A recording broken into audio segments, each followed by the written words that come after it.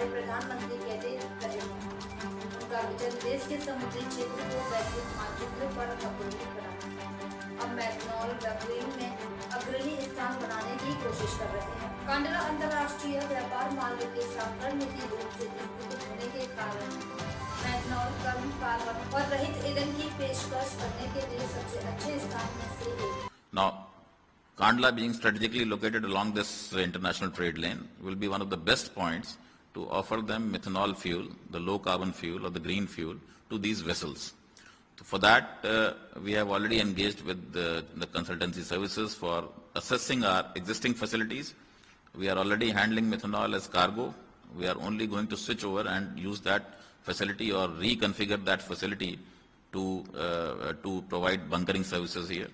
So the consultants have been engaged. They are on the job of assessing our readiness, port readiness level, and also we are looking for the sources for sourcing biomethanol, that is the green methanol. We are also touching with some industry partners who are interested in setting up a green methanol plant here at Kandla, provided they have assured offtake agreements with the parties. So we are also in talks with them, and we are trying to invite them to come up here, and we'll facilitate them by providing the land parcels, by providing the basic and common supporting infrastructure that is required for a green hydrogen, green methanol facilities. So that is the plan, and this is a big development that is going to take place in this area. Kandla Port, in any case, is one of the biggest liquid storage farms is available with us here at Kandla Port.